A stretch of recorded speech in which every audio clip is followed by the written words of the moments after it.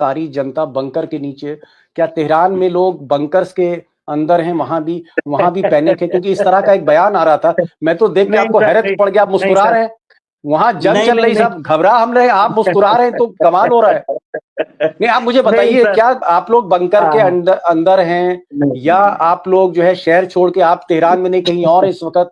मुझे जरा नहीं सर, हम असलियत तो बताइए साहब। हाँ हाँ हाँ जी, हम तेहरान में हैं सर, अपनी फैमिली के साथ तेहरान में है, हमारे बच्चे हमारे साथ हैं, और हम जी अपनी जी। बिल्डिंग में, हमारा 4th फ्लोर है। अभी मैं गाड़ी ड्राइव करके आया हूँ, करीब 10-12 किलोमीटर, 15 किलोमीटर के आसपास है।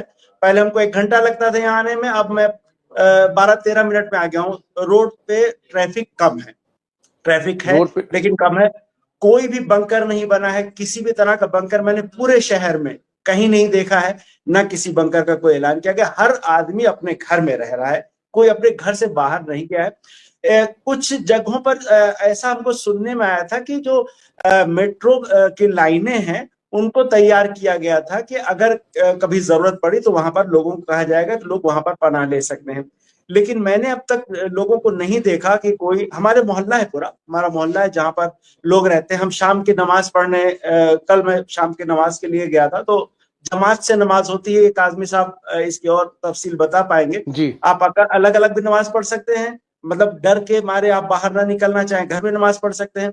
तो ऐसा नहीं था, वहां औरतें बच्चे सब सारे लोग जाके, एक इमाम आगे खड़े होते हैं, फिर जमात से सारे लोग नमाज पढ़ते हैं, नमाज के बाद अपने घरों में वापस जाते हैं। बंकर में कोई ऐसी सूरत हाल क्या नहीं है। तेहरान में इस इस वक्त बाजार खुले, मार्केट खुले हैं? अस्सलाम वालेकुम नाज़रीन, मज़ीद वीडियो कुछ सेकंड के बाद आपके साथ शेयर करते हैं। ईरान पर अमेरिका ने हमला कर दिया, और इस हमले के बाद ईरान ने इसराइल पर अब तक का सबसे खतरनाक हमला किया। ईरान ने बैलिस्टिक मिसाइल खैबर इसराइल पर मारे, और ईरान की तरफ से ये बयान भी आया है कि दुनिया आज रात ईरान की ताकत देखेगी। और भारतीय मीडिया जो ये झूठा प्रोपेगेंडा कर रहा था कि ईरानी बंकरों में छुपे बैठे हैं, आज की वीडियो में हम आपको दिखाएंगे कि कैसे एक ईरानी ने भारतीय मीडिया का झूठा प्रोपेगेंडा खत्म किया। चलिए हम ये वीडियो बढ़ते हैं, लेकिन उससे पहले आप लोगों से गुजारिश है कि अगर आपने हमाद रिएक्ट चैनल को सब्सक्राइब नहीं किया तो चैनल को लाजमी सब्सक्राइब कर लें, बेल आइकन को दबा दें ताकि आने वाली तमाम वीडियोस आप तक बआसानी पहुंच सके। कमेंट सेक्शन में अपनी कीमती राय का इजहार भी लाजमी दिया करें। वीडियो अच्छी लगे तो लाइक करना मत भूलें। जी क्या जी सर, संडे मैं को अभी छुट्टी होती है, या संडे को बैंक वैंक सब खुला रहता है, कारोबार चलता है? यहाँ यहाँ पर सर जुमे को छुट्टी रहती है, संडे को तो छुट्टी यहाँ पे नहीं रहती है। लेकिन बाजार की बात यह है कि हम अभी 8 बजे, यहाँ के ईरान के 8 बजे नहीं, इंडिया के 10 बजे, हम अपनी वाइफ के साथ गए, तो हमको कुछ सामान चाहिए था, सब्जी वब्जी, तो वो सारा जहाँ में सब्जी मार्केट और इस तरह की चीजें हैं, तो हम जाके हमने वो खरीदा। हमने रोटी खरीदी, रोटी के पैकेट, अपना वहां पे जी। रोटी यहाँ बाहर ही पकती है, लोग बाहर से ले आते हैं, खरीद के उन लोग को हमने घर पहुंचाया, फिर अब वापस अपना काम पे आ गए। एक चीज और मैं जानना चाह रहा हूं कि खामेनेई जो हैं, लोग कह रहे हैं कि साहब वो ईरान छोड़ के कहीं और चले गए हैं, जो आपके सर्वोच्च नेता हैं, सुप्रीम लीडर ऑफ ईरान, कि वो कहीं और चले गए हैं, बाहर हैं। क्या वो लगातार आर्मी के लोगों से, मिलिट्री के लोगों से खामनेई साहब मिल रहे हैं? और क्या खामनेई साहब ने जो अभी ऐलान किया, उनका इरादा क्या लग रहा है बात साहब? अब क्या इजराइल पर हमले और तेज होंगे, और क्या अमेरिकन बेसिस पर ईरान हमले कर सकता है? क्या स्थिति है? क्योंकि आप वहीं के पत्रकार हैं, मुझे लगा इससे अच्छा और बेहतर और कौन हो सकता है बताने वाला। हमारा सौभाग्य है सर कि आपके प्रोग्राम में है और बता रहे हैं, ये बात लोगों तक पहुंच रही है। जाहिर है ईरान के शुभ चिंतक बड़ी उम्दा हिंदी बोलते हैं आप अब्बास साहब। अरे सर, मैं लखनऊ से करीब मेरा थोड़ा सा घर है, आप ही कहाँ के रहने वाले हैं आप? अकबरपुर के पास हमारा एक छोटा सा गांव, वैसे बॉम्बे में फैमिली शिफ्ट हो गई है, तो वहीं से। और तो ईरान में कब से आप रिपोर्टिंग कर रहे हैं? सर मैं 2000 से हूँ, सन 2000 से यहाँ पर। 25 साल? जी जी जी जी जी बिल्कुल। वो सवाल आपका है, मैं ऐसे आपको बताऊं कि हम एक बार लेबनान की मिसाल देखते हैं सर। जब लेबनान पे इजराइल ने अटैक किया, वहां की लीडरशिप वहां से हटी नहीं। अमेरिका ने यमन पे अटैक किया, तो यमन की जो लीडरशिप है, वहां के अब्दुल मलिक अल हौसी, वहां के जो अंसारुल्लाह है, जिनको हूती कहा जाता है, वो ग्रुप, वो लीडरशिप वहां से हटी नहीं। तो ईरान पर अटैक होता है। ईरान बहुत बड़ा मुल्क है, काफी बड़ी एक ताकत है, एक रीजनल पावर है। कोई सवाल ही पैदा नहीं होता कि मतलब कहीं 1%, आधा फीसद भी दिमाग में नहीं आना चाहिए कि कोई मुल्क छोड़ के या शहर छोड़ के चला जाएगा। बेशक कहीं सुरक्षित जगह पे जाएंगे कि जाहिर है मुल्क की जो क़यादत करनी इस वक्त लीडरशिप की जरूरत है। एक चीज और जानना चाह रहे थे, क्या आपको लगता है कि इस वक्त ईरान जो है वो पूरी ताकत के साथ जो है वो पलटवार करेगा? नंबर 1। नंबर 2, हमने अभी तक 3 मिसाइलें देखी हैं, फतह मिसाइल, सजिल मिसाइल और अभी कद्र मिसाइल। क्या ईरान के तोपखाने में अभी और भी जबरदस्त मिसाइल्स हैं? सर मैं एक तो ये बताऊंगा कि ईरान इस जंग को, यानी जब अमेरिका इसमें शामिल हो गया है, ईरान चाहेगा कि ये जंग धीरे धीरे लंबा खींचे। अमेरिका के लिए भी और इजराइल के लिए भी ये मुमकिन नहीं होगा कि ज्यादा, उनके पास जो भी पावर है वो ये कि एक बार भी बड़ा हमला करें, उसी पे काम तमाम हो जाए। तो ईरान की ये कोशिश होगी कि इनके पास टारगेट्स का पूरा बैंक जो है वो काफी अच्छा है, काफी बड़ा है, कि कहां कहां को हिट करना है वो पूरी लिस्ट तैयार है। अभी यहाँ पर उसकी ग्राफिक्स वगैरह भी जारी हुई थी कि जिनको अटैक किया जा सकता है। तो ईरान ईरान एक्चुअली इस जंग को जीतना चाहता है, हारना नहीं चाहता। तो ये नहीं करेगा कि एक बड़ा हमला हुआ तो उसके जवाब में बड़ा सा हमला करके एकदम से काम, यानी कोई जज्बाती बात यहाँ पर नहीं होने वाली है। ईरान को यह है कि हमें इस जंग को सुकून से लड़के, चूंकि हमारे एग्जिस्टेंस का मसला है, चूंकि आप ये देखिए यहाँ पर ईरान में जो इस वक्त सोच है वो ये है कि ये जंग अगर हम हारे तो ईरान नहीं रहेगा, ये सीरिया हो जाएगा जो टुकड़ों में बटा हुआ है। कहीं पर कोई है, कहीं पर कोई है, कहीं इजराइल घुसा हुआ है, कहीं अमेरिका घुसा हुआ है। इस वक्त ईरान की जितनी भी फोर्सेस हैं वो सारी की सारी इस वक्त एकजुट है कि ईरान को बचाना है। ईरान के अंदर ही नहीं, ईरान से बाहर भी जो ईरानी है, मैं अभी अमेरिका में कुछ जो ईरानी थे उनके बयान देख रहा था, एक प्रोग्राम में वो शामिल थे, इनका एक यूट्यूब चैनल है उसमें, तो वो यही कह रहे थे कि इस वक्त हम जहां भी हैं जो भी कर सकते हैं हमें ईरान के लिए लड़ना है, एक सिपाही बन के, एक फौजी बन के। तो ईरान इस जंग को जीतेगा, इसके लिए स्ट्रेटेजी रहेगी, और स्ट्रेटेजी हो सकता है हमको कुछ मरहलों में देखने में आए। ये हो सकता है देखने में ना आए कि आज अटैक हुआ तो कल ईरान उससे बड़ा अटैक फौरन कर दे, लेकिन ये देखने में आएगा कि ईरान बहुत ही प्रिसाइसली अटैक करेगा, और कहां अटैक करना है कि जिसका असर ज्यादा हो, गहरा हो, उसको सोच के अटैक करें। अब्बास भाई आप हमारे साथ बने रहिए। मैं थोड़ा दोस्तों को बता दूं कि अब्बास साहब इस वक्त तेहरान से लाइव हैं, अपने अपार्टमेंट से वो हमसे बातचीत कर रहे हैं। उन्होंने कुछ देर पहले उन्होंने कहा कि वो मार्केट गए थे, वहां पर बाजार खुले हुए हैं, जुमे यानी फ्राइडे के दिन वहां छुट्टी होती, संडे के दिन कारोबार चलता है, ट्रैफिक थोड़ा सा कम है वहां पर, ये उन्होंने बताया। संडे के दिन थोड़ा ट्रैफिक कम है, लेकिन पूरी जो है लाइफ एकदम नॉर्मल है। कोई बंकर में पब्लिक नहीं है, कोई ईरान या तेहरान छोड़ के बाहर नहीं जा रहा है, और ईरान अब अपनी इस जंग को आगे बढ़ाएगा, ये वो कह रहे हैं। मैं चाहूंगा अमरेश भाई आपके जहन में कोई सवाल हो, काजमी साहब आप कुछ पूछना चाह रहे हो, क्योंकि इस वक्त समझ लीजिए एक बहुत बड़ा करिश्मा है कि हम सीधे तेहरान से बात कर रहे हैं, जहां कुछ देर पहले जहां पर बम्बार्डमेंट हुआ है जो अमेरिका कह रहा है, और मुझे लगता है पूरी दुनिया तेहरान को देख रही है, और तेहरान के एक बहुत ही उम्दा रिपोर्टर जो हमारे हिंदुस्तान से ताल्लुक रखते हैं हमारे साथ लाइव में। काजमी साहब कुछ पूछना चाहेंगे, उसके बाद अमरेश साहब आप भी पूछिए इनसे। जी अहमद अब्बास साहब ये बताइए कि इस वक्त जो कैबिनेट वगैरह की कोई मीटिंग की कोई खबर आई है क्या? कोई बड़ा फैसला लेने के लिए कोई तैयारी कोई ऐसी आई है वहां के आपके लोकल टेलीविजन में, या आप तो चूंकि खुद IRIB का हिस्सा ही हैं, तो आपको कुछ और अंदर की कुछ ऐसी तैयारी, रिस्पांस, कोई कैबिनेट मीटिंग, कोई बड़ा फैसला, कोई उस तरह की कोई खबर आती हुई नजर आ रही है क्या? यहाँ पर देखिए जो स्ट्रक्चर है सिस्टम का, उसके बारे में थोड़ा सा बताऊंगा ताकि ये चीज लोगों को पता लग जाए। जी इसी से ये रिलेटेड है। ईरान में जो एक सुप्रीम नेशनल सिक्योरिटी काउंसिल है, एक जिसका चीफ जो है वो प्रेसिडेंट उसका चीफ होता है, और उसमें सुप्रीम लीडर का भी एक रिप्रेजेंटेटिव होता है, पार्लियामेंट का भी एक रिप्रेजेंटेटिव होता है। इसी तरह जो बड़े अहम इदारे हैं उनके करीब 10-11 लोगों की ये बॉडी है। जो बड़े फैसले लिए जाते हैं वो इसमें आके होते हैं। अच्छा दूसरी बात यह है कि फोर्सेस के कमांडर इन चीफ जो है वो सुप्रीम लीडर है। ये बात जो है वो मैं बताना चाहूंगा। सुप्रीम लीडर आयतुल्लाह खामेनी, जो इतनी भी फोर्सेस हैं, आर्म्ड फोर्सेस हैं, उसमें IRGC है, आर्मी है, बसीज जिसको कहते हैं, जो वॉलंटियर्स की फोर्स है। मतलब आप कह रहे हैं कि आर्मी, एयरफोर्स, नेवी और जितनी पुलिस, जितनी फोर्स है वहां पर, वो सब खामनेई साहब के अंडर में है। एग्जैक्टली। तो प्रेसिडेंट का काम ये होता है कि मुल्क चलाना है, और उसकी मीटिंग हुई थी अभी 2 दिन पहले। उस मीटिंग में ये फैसला किया गया कि भाई हमें ये देखना है कि जंग के हालात है, ना दवाओं की कमी होनी चाहिए, ना खाने पीने की चीजों की कमी होनी चाहिए। अगर किसी के घर को नुकसान पहुंचा है तो फौरी तौर पर उसके रहने का इंतजाम, यानी किसी अटैक में कोई बिल्डिंग अगर रहायशी इलाके भी हिट हुए तो उनको फौरन इंतजाम किया जाए, और ये कि आगे उनको मतलब ये स्थायी इंतजाम करके दिया जाए कि ये ऐसा ना हो कि वक्ती तौर पर किसी जगह पर है तो उनका गवर्नमेंट अलग अलग जो डिपार्टमेंट है, जो रोड का सेक्शन है, रोड ट्रांसपोर्ट का जो शोबा है, वो एक लेडी है, उसके मिनिस्टर हैं, वो अपनी जिम्मेदारी देख रही है, दवाओं का और इस तरह की चीज। तो उन्होंने ये मीटिंग करके ये तय किया कि हमको किसी चीज की कमी नहीं पड़ने देनी चाहिए, अगर कोई चीज कम पड़े हमें बाहर से मंगाना है। तो एक तो ये फैसला हुआ कि लंबी जंग की तैयारी के तहत ये है।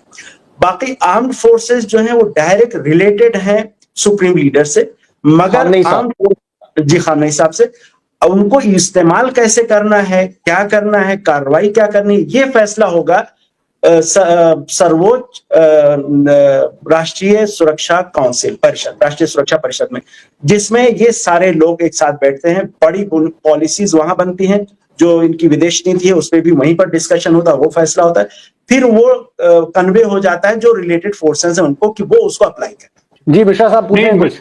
मैं यही पूछना चाह रहा था कि जिन इलाकों में यूएस ने स्ट्राइक किया है, चाहे इस्फहान हो, नतांज हो, फुद्रो हो, हमको रिपोर्ट आ रही है कि उसमें जो एक्टिविटी दिखनी चाहिए वो दिख नहीं रही है। रेडियो एक्टिविटी, सिस्मोग्राफ जो एक पूरा उसमें रीडिंग होती है, जो एक होता है सस्पिशियस एक्टिविटी, जो एक SAR रिपोर्ट आती है, वो कुछ भी नहीं आई है, ना ही अमेरिका ने कुछ रिलीज किया है, जो इंफ्रारेड फ्लेयर्स ने।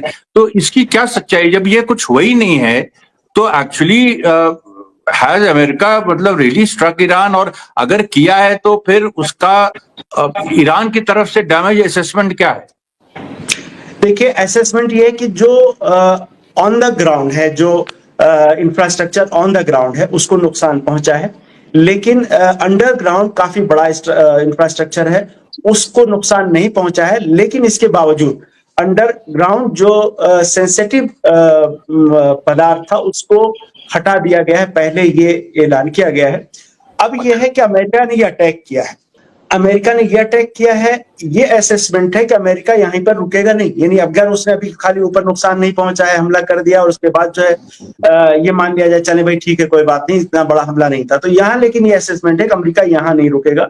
अमेरिका को एक्चुअली जवाब देना है ऐसा कि वो आगे हमला करने की गलती ना करे, या अगर करना चाहे तो उसे पता रहे कि उसको कितनी कीमत चुकानी पड़ेगी।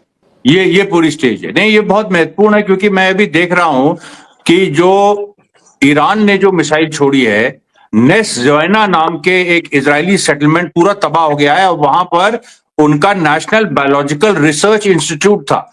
एक और भी आपसे सवाल है कि जो वाइजमैन इंस्टीट्यूट को नष्ट किया, माइक्रोसॉफ्ट को किया, आज एक बायोलॉजिकल रिसर्च इंस्टीट्यूट पूरा उड़ा दिया गया है, और ये बड़ा हमला है, क्योंकि इसमें एक एंटायर नेबरहुड नेस ज़ोइना का चला गया है।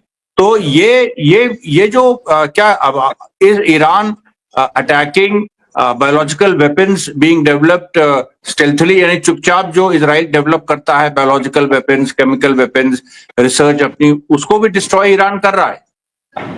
एग्जैक्टली ईरान पर चूंकि जब अटैक किया इजराइल ने, तो सिर्फ जो मिलिट्री कमांडर्स हैं उनको नहीं निशाना बनाया, उनको ही नहीं असैसिनेट किया, बल्कि उसने साइंटिस्ट को भी निशाना बनाया। बहुत सारे न्यूक्लियर साइंटिस्ट इसमें मारे गए, यहाँ तक कि AI का एक बड़ा एक्सपर्ट था जिसकी ज्यादा उम्र भी नहीं थी, कुछ 35 साल का जवान था, उसको असैसिनेट किया। तो ईरान कहीं ना कहीं उनका जो ये इंफ्रास्ट्रक्चर है, जो रिसर्च का काम करता है और रिसर्च डिफेंस से जुड़ी हुई है, उसको भी निशाना बना रहा है। अब्बास साहब एक चीज और जानना चाहेंगे, क्या आपकी जो मिलिट्री लीडरशिप है, जो आपके कमांडर थे, उनका असैसिनेशन हुआ, उनकी हत्या की इजराइल ने, उसके बाद न्यूक्लियर साइंटिस्ट मारे एक के बाद एक, तो जो टॉप लीडरशिप थी वो खत्म कर दी इजराइल ने। आज की तारीख में क्या ईरान के पास नई लीडरशिप उसने टेक ओवर कर लिया है, और आपकी आज की जो लीडरशिप है क्या वो पहले जैसी ही है, जो आपके कमांडर थे उसी जैसी है, और क्या आप पहले से मान के चल रहे थे कि इजराइल यानी मोसाद कहीं ना कहीं टारगेट करेगा आपके कमांडर्स? आज की तारीख में आपकी जो फौज है, आपकी जो एयरफोर्स है, उसके जो कमांडर हैं, क्या वो पहले जैसे ही असरदार है? मैं ये जानना चाह रहा हूं, या इजराइल ने पूरा डिस्टर्ब कर दिया आपको? सर 3 दिन लगे पूरा रिप्लेस करने में, और वो मैंने जैसे बताया सुप्रीम लीडर, इसके सुप्रीम कमांडर भी हैं आर्म फोर्सेस के, तो उन्होंने 2 से 3 दिन के अंदर नए कमांडर्स अपॉइंट कर दिए। ये सारे ही केपेबल कमांडर हैं। चूंकि इजराइल अब पहले भी असैसिनेशन करता रहा है, 10-12 साल पहले भी उसने इस तरह के हमले ईरान के अंदर करवाए थे, तो ये तैयारी हमेशा रहती है कि जो बड़ा कमांडर है उसके बाद कम से कम 3 से 4 रैंक इस तरह से रहती है कि वो रिप्लेस होते चले जाएं। यानी अगर उसको वो मारा गया तो उसके बाद दूसरा, वो मारा गया तीसरा, इस तरह की तैयारी पहले से रहती है, मतलब, और वो चीज हो गई। अच्छा, मैं इस पे एक सबूत ये है सर कि जैसे ही पहले हमले में इतने बड़े कमांडर्स जब मार दिए गए और कुछ घंटे लगे, 16-17 घंटे लगे ईरान का रिटेलिएशन शुरू होने में, जो रिटेलिएशन आज हो रहा है वो ये वाले कमांडर्स कर रहे हैं जो उनकी जगह पर आए। तो इससे नए कमांडर हैं, जो नए कमांडर हैं। ये बताइए कि अभी तक ईरान ने जो उसकी ताकत है, उसकी जो बारूदी ताकत है, मिसाइल ताकत है, आपने जो मुजाहरा किया है वो ट्रेलर है, अभी असली पिक्चर आना बाकी। क्या और भी खतरनाक मिसाइलें ईरान के तोपखाने में हैं? जो यहाँ पर अब तक जो ऐलान किया गया है वो ये है कि हमने अब तक अपनी 5% क्षमता है उसका इस्तेमाल किया है। Oh my God. हाँ, इससे हम अलग हटके ये देखते हैं कि देखिए ईरान के पास मिसाइलों की तादाद की कमी नहीं है। ईरान ने अंडरग्राउंड मिसाइलों के पूरे शहर बनाए हुए हैं, जिसको कभी कभी दिखाया भी गया है, ड्रोन के शहर और मिसाइलों के शहर ये बनाए हुए हैं। अब ये रह गया कि अभी तक जो मिसाइल यूज हुए हैं उनकी अगर आप ये देखिए कि उनकी क्षमता क्या रही, उन्होंने कैसे हिट किया और कितना बड़ा उन्होंने नुकसान पहुंचाया। अगर यही मिसाइल ज्यादा तादाद में मारे जाते हैं तो इस पूरे रीजन में कोई भी जगह हिट करना ईरान के लिए और डिस्ट्रॉय करना वो कठिन नहीं होगा। अगर कठिन हुआ तो नामुमकिन नहीं होगा, ईरान ये काम आराम से कर सकता है जी। तो मैंने जो कहा कि लंबी हो सकता है ईरान की तरफ से बहुत बड़ा हमला एक साथ देखने में ना आए, लेकिन धीरे धीरे और लगातार ये हमले देखने में आएंगे, ऐसा अंदाजा है। एक और मुश्किल सवाल अब्बास साहब, क्या अब क्योंकि अमेरिका इस युद्ध में शामिल हो गया है, अमेरिका के जो बेस हैं, जॉर्डन में बेस हैं, कुवैत में बेस हैं, बहरीन में हैं, और जगह पर बेसेस हैं, क्या अमेरिका के सैनिक बेस, उनके मिलिट्री बेस पर अब ईरान स्ट्राइक करेगा जो अब तक नहीं कर रहा था? ईरान अगर आप देखिए इस पूरे मामले को इस अंदाज से आगे लेके जा रहा है कि जिसमें ये सारी दुनिया मान रही है कि ईरान मजलूम है, उस पर जुल्म हुआ है, लेकिन ताकतवर है और अपना जवाब दे सकता है। ऐसे मुझे ये लगता है इस स्ट्रेटेजी को ईरान आगे ले जाएगा, यानी कोई ऐसा काम नहीं करेगा जैसे जॉर्डन में जो बेसेस, करीब 11 बेसेस अमेरिका ने बना रखे, अलग अलग तरह से इस्तेमाल करता है उसे अलग अलग कामों के लिए। तो अगर जॉर्डन की बेसेस, ईरान ने अरब कंट्रीज को ये मैसेज दे दिया है कि आपके यहाँ की जो अमेरिकन बेस है अगर वो इन्वॉल्व हुई तो हम उसको जरूर हिट करेंगे। एक और चीज अब्बास साहब पूछना चाहेंगे और पूरी दुनिया जानना चाहती है, और आपसे बेटर कोई आदमी नहीं हूं कि आप तेहरान में सरकार को कवर करते हैं। मुझे एक चीज ये बताइए कि क्या आज की तारीख में अगर बातचीत होती है, कंप्रोमाइज होता है, तो ईरान की तरफ से क्या शर्तें, किन शर्तों पर कंप्रोमाइज हो सकता है? अमेरिका के सामने आपने क्या शर्तें आपको रखनी है? आपकी शर्तें क्या हैं, टर्म्स एंड कंडीशंस? मैं ये समझता हूं कि इजराइल से अब ईरान ये चाह रहा है कि इजराइल को थोड़ी और सजा अभी मिलनी है, जितनी सजा उसको मिलनी चाहिए अभी मिली नहीं है, इसलिए उसने बहुत सारे कमांडर्स को मारा है और एग्रेशन किया है। तो सजा उसे थोड़ी और जरूर देनी, इतनी कि एक डिटरेंस ऐसा बने कि दोबारा फिर वो हमला करने के लिए 10 बार उसे सोचना पड़े। तो मुझे लगता है इजराइल के खिलाफ तो ये अभी थोड़ा और आगे जाएगा, अभी कार्रवाई और होगी और जारी रहेगी शांति की बात। तो ईरान का यह है कि न्यूक्लियर प्रोग्राम नहीं छोड़ना है और मिसाइल प्रोग्राम नहीं छोड़ना है। रीजन में जो रिश्ते हैं अलग अलग मुल्कों से और फोर्सेस से, ये रिश्ते कायम रहेंगे, इसको ईरान छोड़ेगा नहीं। मैं तीनों बात इसलिए कह रहा हूं कि अमेरिका और इजराइल की असल में मांग ही है ईरान न्यूक्लियर प्रोग्राम छोड़ दे, डिफेंस छोड़ दे और रीजनल पावर जो है उनको उनके हाल पे छोड़ दे, कोई उनकी मदद या उनका सपोर्ट ना करे। तो ईरान इन बातों को छोड़ के उसके बाद इसके लिए तैयार है। ईरान फिलिस्तीन को लेकर ईरान का क्या कहना है? फिलिस्तीन के सिलसिले में ईरान का बड़ा साफ स्टैंड ये है कि फिलिस्तीन की जमीन पर इजरायलियों ने आके कब्जा कर लिया है, उनको वहां से भगा दिया है। अब ये फिलिस्तीनी जो लड़ रहे हैं इनका बिल्कुल लेजिटिमेट रेजिस्टेंस है और हम इसका सपोर्ट करते रहेंगे। और होना दूसरा एक ये है कि इस पे रेफरेंडम होना चाहिए। जो फिलिस्तीनी वहां पर हैं वो रेफरेंडम हो उनके बीच में, वो वहां एक सिस्टम बनाए, वो सिस्टम फैसला करे कि बाहर से जो लोग आके बस गए उनको यहाँ रहने देना या बाहर भेजना है, लेकिन इजराइल को यहाँ से खत्म होना चाहिए। ये फिलिस्तीनियों का हक है। क्या ईरान फाइनली जब टेबल पर बैठेगा अमेरिका के साथ इस जंग में, जब एक युद्ध विराम होगा, क्या ईरान ये भी कहेगा कि सैंक्शंस अमेरिका हटाए, नंबर 1, और नंबर 2 जो न्यूक्लियर प्रोग्राम है उसको क्या ईरान ड्रॉप करेगा या न्यूक्लियर प्रोग्राम को आगे बढ़ाएगा?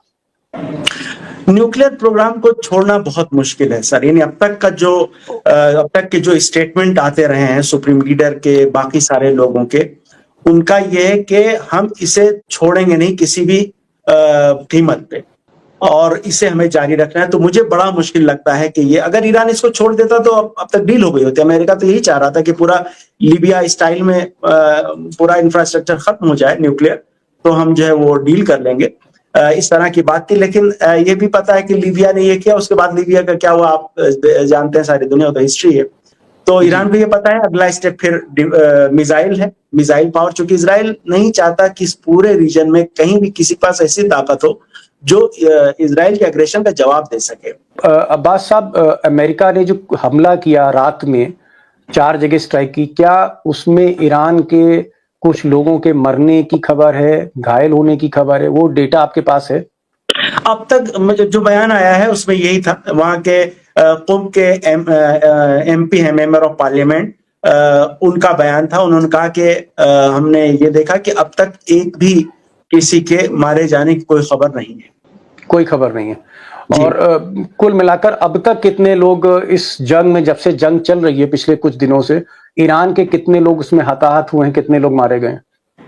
इसमें 250 के करीब आए हैं। मैंने जो आखिरी वो देखा था, आंकड़ा देखा था, तो 250 के आसपास लोगों के मारे जाने का था आंकड़ा। और लेकिन बीच बीच में फिर बढ़ता है, चूंकि कुछ लोग जो जख्मी रहते हैं उनकी कभी खबर आ जाती है तो बढ़ जाता है आंकड़ा, लेकिन 250 के आसपास की अब तक रिपोर्ट। क्या अब्बास साहब, आप खामनेई जो सर्वोच्च नेता हैं ईरान के, उनसे आप हाल फिलहाल में मिले, आपकी उनकी मुलाकात हुई? क्या आपने कभी इंटरव्यू किया? क्या आप खामनेई साहब से मिले हैं? मैं कम से कम 20 से 25 बार वहां से जाके अपना रिपोर्टिंग कर चुका हूं। 20-25 बार आप खामनेई से मिले हैं? अब बहुत, क्योंकि मैं जुड़ा रहा हूँ उस मीडिया से भी, खामनेई.ir से भी जुड़ा रहा हूँ। चलिए, आप बहुत दफा मिले। मुझे एक चीज बता दिए, मेरे दोस्त हमारे साथ देख रहे हैं, जो लेटेस्ट खामनेई का जो लेटेस्ट बयान है, जो उन्होंने टीवी पे बयान दिया है, उसका कुल मिलाकर अर्थ क्या है, उसका मतलब क्या है, वो थोड़ा अगर आप बता पाएं कि क्या मैसेज खामनेई ने दिया है और क्या चाहते हैं वो अब? जी, लेटेस्ट मैसेज उनका जो था उसमें 3-4 बातें बड़ी अहम थी।